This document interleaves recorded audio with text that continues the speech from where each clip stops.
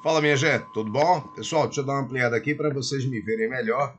Olha, essa questão é uma questão bem interessante, que é uma questão sobre impulso e quantidade de movimento. E o interessante dessa questão é a gente tratar a parte vetorial do assunto, tá, gente? Que, aliás, é algo que acaba tirando a paciência de alguns estudantes, porque às vezes a preocupação de muitos estudantes acaba sendo só pegar um número e subtrair, só que a gente tem que ter um certo cuidado, tá bom? Porque quando a gente fala sobre variação da quantidade de movimento, e já já isso aqui vai ficar oficializado, a gente não pode esquecer, pessoal, que isso é uma grandeza vetorial. E aí, sendo uma grandeza vetorial, ela tem modo, direção e sentido. Então a gente precisa ter um certo cuidado, um certo tratamento aí com essa grandeza, porque não é só pegar e subtrair os números, até pode ser, mas depende de como é que essas grandezas físicas vão estar assim, vetorialmente falando, tá bom? Então fica tranquilo que já já eu vou te lembrar desse detalhe importante que é a subtração vetorial, tá bom? Então essa questão é bem interessante para a gente tratar sobre isso, então preste atenção aí, vamos fazer a leitura da questão, deixa eu dar uma ampliada aqui na fonte para todo mundo poder ler tranquilamente aí de casa, tá certo?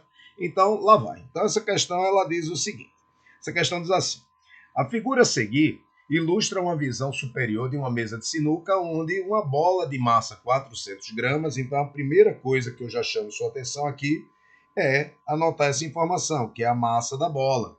E aí, pessoal, a massa da bola sendo de 400 gramas, a gente vai ter que transformar isso aí para a unidade do Sistema Internacional, que é o quilograma. Então, deixa eu anotar aqui, olha, essa informação. A massa dessa bola é igual a 400 gramas, porém, temos que transformar isso aqui para quilograma, então isso aqui vai ser igual a 0,4 em quilograma, ok? Então essa já é a primeira coisa que a gente precisa fazer. Continuando a leitura da questão, a questão diz assim, e atinge a tabela com um ângulo de 60 graus com a normal.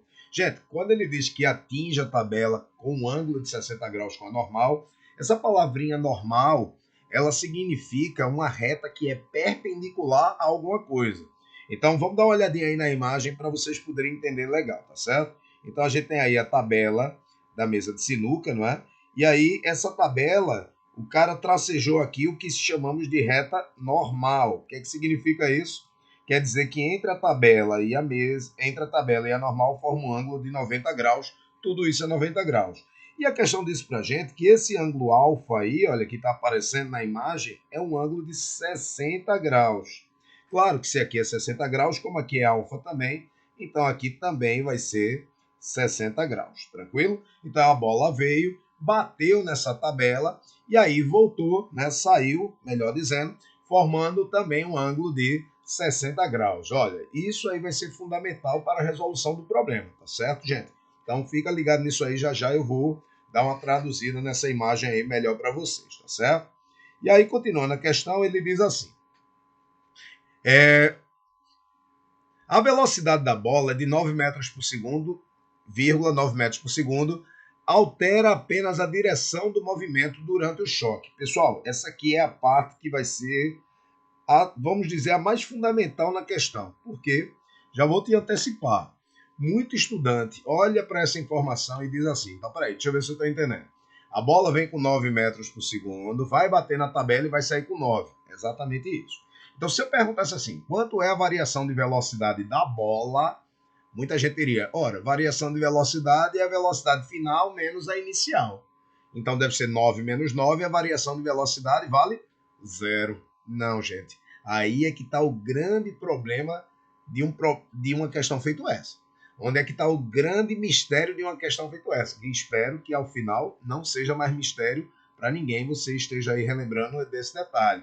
É que variação de velocidade, assim como variação da quantidade de movimento, é uma grandeza vetorial. Então não é só pegar o módulo que é 9 menos o módulo que é 9. Não. A gente precisa dar um tratamento vetorial para isso aí. Então já já é o que eu quero discutir com vocês. Tá certo, gente? Então guarda essa informação que ela vai ser importante. Mas eu vou anotar aqui, ó. Você sabe que a velocidade inicial, vamos chamar de V0, né? A velocidade inicial, o módulo dela, se você quiser anotar, fazer uma anotação mais elegante, pode fazer assim. O módulo de V0, assim como o módulo de V, vale as duas valem 9 metros por segundo. De fato, tem o mesmo módulo. Mas não inventem de querer dizer que ΔV vai ser igual a 9 menos 9 e dizer que dá zero. Aí isso aí, meu amigo, pode ter certeza, é aquilo que sempre um autor de uma questão feita essa está esperando de um estudante. Mas você não vai cair nessa pegadinha, né? Não vai cair nessa pegadinha. Você sabe que tem que ter aquela paciência do trato vetorial. E uma outra informação aqui, olha, numérica que faltou anotar, que é essa daqui, olha. Ele diz que o choque, que a colisão, olha lá, cadê? Ele diz que o movimento movimento durante o choque, que tem uma duração de 10 milissegundos. Gente, 10 milissegundos quer dizer 10 milésimos de segundo. Então, isso quer dizer, vamos anotar essa informação aqui, que o ΔT é igual a 10 milésimos de segundo. Então, quer dizer que você tem, na verdade, 10 segundos divididos em 1000 partes. 10 segundos divididos em 1000 partes. E aí, isso aqui é igual a... É a mesma coisa que 10 elevado a menos 2 segundo. Ok, gente? 10 elevado a menos 2 segundos. Se você quiser colocar um número aí em ordem de grandeza, tá certo? E aí, veja que é um tempo muito curto, o que faz bastante sentido, porque a bola ela se choca contra a parede. Não esqueça que isso aí é uma bola de sinuca, ela vai se chocar contra a mesa e vai voltar. Só que o contato entre a mesa e a bola é um tempo muito curto. Faz bastante sentido isso aí, tá certo, gente? Aí ele pergunta assim, olha, então voltando aí para ver o comando da questão, ele diz assim: a partir da situação descrita acima, a bola exerce uma força média na tabela da mesa de... Então, pessoal, a pergunta da questão, olha o comando da questão aqui.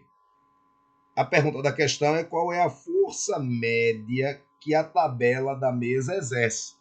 Então, ele quer saber quanto é a força que a parede aí da mesa faz na bola. Tranquilo? Em newtons, que é a unidade do sistema internacional. Então, mais uma vez, essa questão ela é difícil para muitos estudantes, porque, então, deixa eu só dar uma diminuída aqui na foto para todo mundo poder ver aí os detalhes. Essa questão é difícil para muitos estudantes. Desculpa aí a garganta, está falhando um pouquinho, depois de muita aula, muita luta. Mas essa questão para muitos estudantes é tida como uma questão difícil. E ela é difícil, e eu vou até concordar, muito mais pela questão vetorial. Certo, gente, da coisa. Então vamos começar aí a resolver, sem perder mais tempo, vamos começar a resolver o problema, tá certo? Então vamos lá. Então a primeira coisa que eu vou começar fazendo aqui, primeira coisa que eu já convido você a pensar aqui junto comigo, é o seguinte: vamos desenhar então a mesa. Então vamos desenhar a mesa para que a gente possa interpretar esses dados aí com mais clareza, ok? Então vamos lá, tem a mesa aí. Aí nós temos a bola de sinuca. Essa bola vai bater, pessoal, na mesa e vai sair. Então tá aqui ela vindo com certo vetor velocidade V0. E aí ela vai bater na mesa e vai sair. Ela vem, bateu na mesa, sonoplastia. E aí, ao bater na mesa, ela bate, ricocheteia e vai embora. Ok? Com uma certa velocidade final. Então isso foi o que a questão disse pra gente, né? Isso foi o que a questão disse aí pra gente. Beleza? Então, pessoal, isso quer dizer que houve uma colisão, né? Essa colisão foi de tal forma que manteve o modo da velocidade de 9 metros por segundo. Então, o valor do modo da velocidade não mudou, beleza? O que nós queremos discutir aqui, como a gente já viu, é a parte vetorial do tema. Porque olha como é que a gente vai atacar esse problema aí. A gente vai atacar esse problema lembrando que o impulso da força resultante é igual à variação da quantidade de movimento. Então, se liga, gente. É nesse termo aí, a variação da quantidade de movimento, que eu quero me ater, que eu quero discutir, perder um pouco mais de tempo aqui nessa resolução de questão com vocês, tá certo? Mas ainda assim eu vou abrir essa expressão aqui um pouquinho mais. Por quê? Porque o impulso da força resultante, como é que vai calcular? Vai ser a força que a mesa faz, que é uma força média, né? vezes o intervalo de tempo. Vezes o intervalo de tempo. Isso aqui vai ser igual à variação da quantidade de movimento. Certo, gente? Pessoal, bem, o intervalo de tempo a gente já sabe quanto é que vale, né? A questão desse foi de 10 milissegundos. Então a gente já sabe que é 10 elevado a menos 2. Então, o que vai entrar aqui é o 10 a menos 2. Então, eu já posso até colocar, se você quiser, que a força vezes 10 elevado a menos 2, 10 elevado a menos 2, vai ser igual ao módulo do ΔQ. Por isso que eu não vou mais colocar isso aqui em cima, porque eu quero o módulo do ΔQ. O problema é quanto é o módulo desse ΔQ, certo? Quanto é o módulo desse ΔQ? É isso que a gente agora vai discutir um pouquinho, tá certo, gente? Bem, pessoal, o negócio é o seguinte.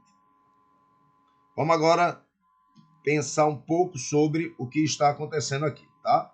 Então, deixa eu até duplicar isso aqui, colocar aqui embaixo, para a gente falar sobre a parte vetorial do tema. Então, pessoal, o negócio é pensar da seguinte forma. Variação da quantidade de movimento é a quantidade de movimento final menos a quantidade de movimento inicial. Então, nós temos uma subtração vetorial. E aí, pessoal, quando a gente tem uma subtração vetorial, qual é a sacada mesmo? Pessoal, a grande sacada é que na subtração vetorial, a primeira coisa é subtrair um vetor e somar, ou somar um vetor. Aqui a gente está falando da subtração, certo? Mas seja uma propriedade ou outra, isso é apenas um desenho, gente. Aí você, Diego, eu não estou lembrado bem como é esse negócio, não. Pessoal, quando a gente fala de subtração vetorial, o que nós estamos dizendo aí é o seguinte, que a gente vai pegar um vetor menos o outro, mas é apenas um desenho. Então, isso quer dizer o seguinte, ó. E aí, importante demais a gente lembrar que quando a gente tem um vetor com um sinal de menos na frente, significa que para a gente fazer essa operação, para a gente fazer esse desenho, a gente precisa inverter o vetor, o sentido do vetor que está com esse sinal de menos. No caso, o sentido do vetor quantidade de movimento inicial. Então, se você não entendeu o que eu falei, se liga agora o que é que vai acontecer. Então, vamos lá olhar para aqui para o lado, certo?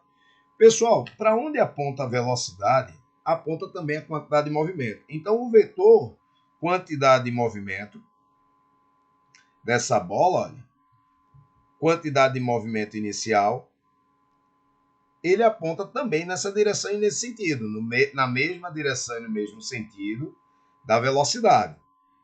Sempre o vetor velocidade e o vetor quantidade de movimento, eles sempre apontam na mesma direção e no mesmo sentido. Então, olha para onde é que está a quantidade de movimento final e a quantidade de movimento inicial. Então, para a gente fazer a operação vetorial, olha o que é que a gente tem que fazer. O que a gente precisa fazer primeiramente é inverter o sentido de Q0. Então, a gente mantém o vetor Q. Então, o vetor Q que aponta na diagonal para cima, olha, a gente continua com ele. Eu vou dar só uma aumentada nele para ficar mais bonitinho, tá? O que eu vou querer mostrar para vocês. E a gente pega o vetor Q0 e aí, para fazer essa operação vetorial, o que é que a gente faz? A gente inverte o sentido de Q0. Só de Q0, tá, gente? Mas por quê? Porque é ele que está com o sinal de menos na frente. Então, se Q0 aponta para cá, a gente, olha, muda o sentido dele. E aí, esse vetor Q0 deixa de ser Q0 e passa a ser o vetor menos Q0. Ah, rapaz, então, Diego, entendi. Então, quer dizer que quando a gente muda o sentido do vetor, ele passa a ter um sinal de menos na frente? Exatamente. Então, pessoal, a gente quando inverte aí o sentido do vetor, e por que a gente inverteu o sentido do vetor? Mais uma vez, porque o vetor ΔQ, deixa eu sair aqui da frente, o vetor ΔQ é o vetor quantidade de movimento final menos a quantidade de movimento inicial. Então, como a gente tem uma subtração vetorial, antes da gente pensar em fazer qualquer conta, a gente tem que ver como é que o desenho dá. E como é que a gente faz esse desenho? A gente mantém o vetor Q do jeito que ele está, mas muda o sentido de Q0. Então, se Q0 aponta na diagonal para baixo, eu boto ele na diagonal para cima. E agora, olha aí a geometria do assunto para a gente poder resolver esse problema. Nos finalmente, pessoal, olha aí o que é que vai acontecer. Olha como é que fica o vetor ΔQ. O vetor ΔQ, você pode representar o vetor ΔQ de mais de uma maneira, tá, gente? Você pode usar o método do paralelogramo, que é muito mais conhecido pelos estudantes, né? A regra do paralelogramo. Então, olha, o vetor ΔQ ele vai ficar exatamente assim, olha. Ele vai ficar ligado da origem entre os dois vetores até o encontro dessas linhas pontilhadas. Então, esse é o vetor ΔQ, olha. Olha o módulo de ΔQ aí, o tamanho de ΔQ qual é? Esse é o vetor ΔQ. Você poderia representá-lo da forma como eu representei aí, usando a regra do paralelogramo, tá, gente? Ou você poderia usar a regra do polígono fechado. Como é isso aí, Diego? Esqueci. Seria pegar esse vetor aqui, olha, e trazer para cá, ó, ligar na extremidade de um à origem do outro. Observe que, de todo modo, o tamanho de ΔQ seria exatamente esse que eu desenhei, que eu representei. Então, tanto faz você usar a regra do paralelogramo, deixando os vetores ligados origem com origem, quanto também você pode usar a regra poligonal fechada.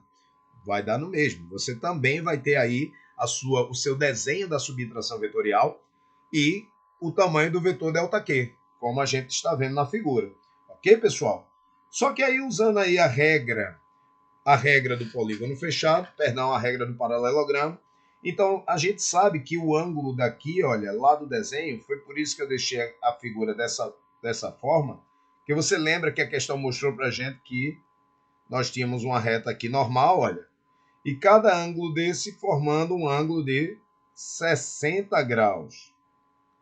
Então agora, pessoal, a gente pode resolver o problema. Porque se a gente sabe que cada ângulo desse vale 60 graus, né? Então eu já sei que esse ângulo aqui todinho dessa imagem, olha, é um ângulo de 120 graus. Certo, gente? Então a gente agora pode calcular o módulo de ΔQ como dessa maneira aqui, ó. ΔQ quadrado é igual a Q quadrado mais Q0 ao quadrado. E aí, pessoal, a gente faz uma modificação na lei dos cossenos, lembra? Quando a gente tem um polígono, como a gente formou aqui um polígono, né? Na verdade, como a gente formou um paralelogramo, então a gente, quando for usar a lei dos cossenos, ao invés de botar um sinal de menos ali na equação, como a gente está usando um paralelogramo, né? A gente usa um sinal de mais. Depois eu posso gravar um vídeo explicando por que esse sinal de menos na lei dos cossenos vira mais. Tá, gente? Mas aqui a gente vai ser um pouquinho mais prático. Então, a gente tem ali um paralelogramo, perdão. Então, a lei dos cossenos, a gente troca o sinal de menos pelo sinal de mais. Então, aí fica Q quadrado mais Q0 ao quadrado mais 2 vezes Q vezes Q0 vezes o cosseno de 120 graus. Ok, gente? Então, pessoal, observe aí que, por mais que você olhe aí, esteja achando feia a conta, esteja achando muito pesada, muitos detalhes, coisa e tal, eu espero que você esteja entendendo aí tudo, né? Porque, veja, eu estou guardando aquele tempo importante exatamente para trazer para vocês essa luz aí desse conhecimento. Porque, eu vou dizer de novo, muito estudante, quando chega aí, quer fazer a subtração vetorial como? Só pegando o módulo e subtraindo os valores. E aí perde a questão por conta disso. Então, veja que a gente precisa dar esse trato vetorial. Depois que demos esse trato vetorial, que vimos como fica o vetor ΔQ, a gente já sabe calcular aí, é pela lei dos cossenos. Na verdade, lembre-se que a lei dos cossenos não teria esse sinal de mais aqui, ó.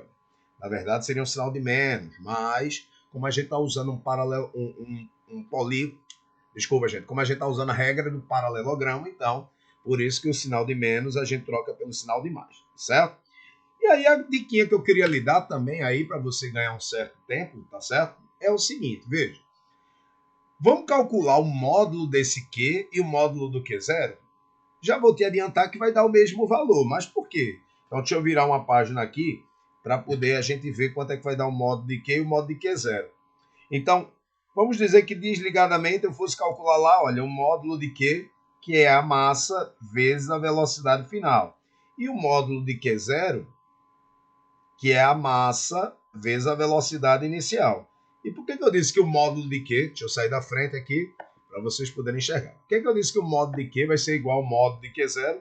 Porque, gente, a massa é 0,4 e a velocidade final é 9, né? Assim como também a massa 0,4 e a velocidade inicial, o módulo também era 9.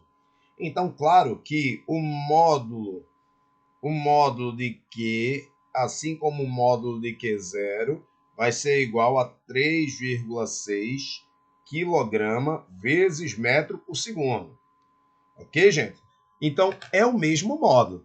Tá, então eu quero voltar lá para o que a gente estava fazendo, para lhe dar essa diquinha e você ganhar tempo nos problemas, tá certo, gente? Que é o seguinte, ó, eu estou provando que o que eu vou falar é verdade, tá certo? Que é o seguinte, como o módulo dos dois é igual, então eu vou chamar tudo de Q. Então, ao invés de botar Q0 na nossa anotação, eu vou botar só Q, tá certo? Então, vai ficar ΔQ quadrado é igual a Q quadrado mais Q quadrado, como é o mesmo valor, né? Mas, olha lá, Q vezes Q, eu posso dizer que é Q quadrado, certo? E o cosseno de 120 graus, para quem esqueceu, vale menos 1 meio. Menos 1 meio. Então, vai ficar 2 vezes Q quadrado vezes menos 1 meio. E aí eu posso simplificar, então, esse denominador, o 2 no numerador com 2 no denominador. Então, a gente vai ficar aqui,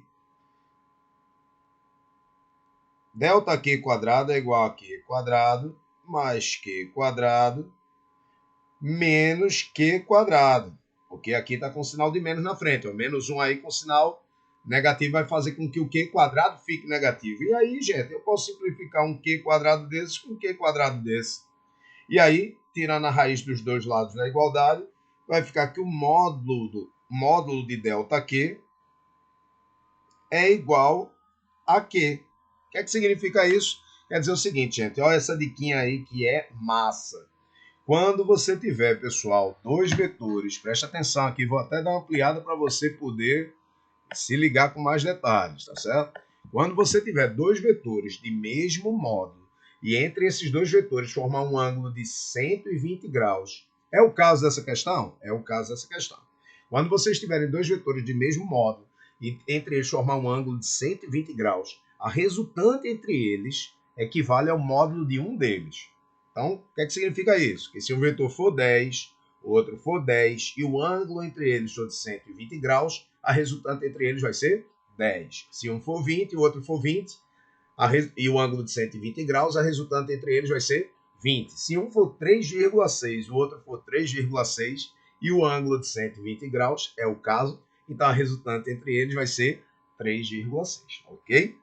E aí você até pode ver que isso é verdade, tá? Então, olha, até para poder trazer mais uma luzinha aí para você dizer, faz bastante sentido. Deixa eu mostrar que isso é verdade por outro jeito, que é o seguinte.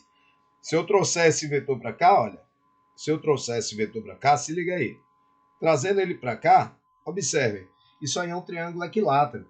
A gente sabe que isso é verdade porque desde o início a questão nos diz que esse ângulo aqui, olha, vale 60 graus. Esse ângulo vale 60, então esse ângulo aqui também é 60. Então, como ele é um triângulo equilátero, porque todos os lados são iguais, não é verdade? Aliás, ele é equiângulo, a gente está vendo, e aí constatamos que ele também vai ser equilátero. Tranquilo, gente? Então, deixa eu voltar lá o desenho que tinha antes para poder a figura ficar mais tranquila do jeito que estava antes. Pronto. E agora que a gente já encontrou que o módulo de ΔQ vai ser igual ao módulo de Q, e a gente calculou que isso é igual a 3,6. Então, o módulo de ΔQ é igual a 3,6. Agora, a gente pode substituir, né, lá em cima, e aí terminar a questão, olha. Olha como a questão agora ficou de boa. Então, lembra, vou pegar daqui, olha, vou pegar essa informação, trazer para cá, e aí terminar o nosso probleminha. Então, esse problema aí que nos custou um tempo importante, falando sobre a parte vetorial, depois ela se torna até uma questão tranquila demais. É igual ao módulo de ΔQ, que equivale a 3,6. Ok, gente? Então, olha, Para poder tirar esse 10 a menos 2 daí, eu vou multiplicar toda a equação aqui, ó, por 10 ao quadrado, né? Que aí se eu multiplicar tudo por 10 ao quadrado, multiplicar tudo por 100. Então aí eu consigo tirar esse 10 a menos 2 da jogada. Então nós vamos ficar que F é igual 3,6 vezes 100 é igual a 360 newtons. Então, esse é o valor da força que a mesa aplicou na bola de sinuca. Vamos ver, então, se tem gabarito para isso aí. Vamos ver se tem gabarito. 360. Deixa eu dar uma diminuída. Isso aí é o que a gente encontra, olha, na letra A de amor. Ok, gente? Então, aí, com isso, a gente termina esse problema que tem toda essa parte aí elegante, tá? Vetorial e trazendo aí a luz dessas informações, desse conhecimento. Eu espero que você tenha gostado dessa resolução, tá certo? Beijo muito forte no cérebro de vocês, muito obrigado por tudo e até a próxima.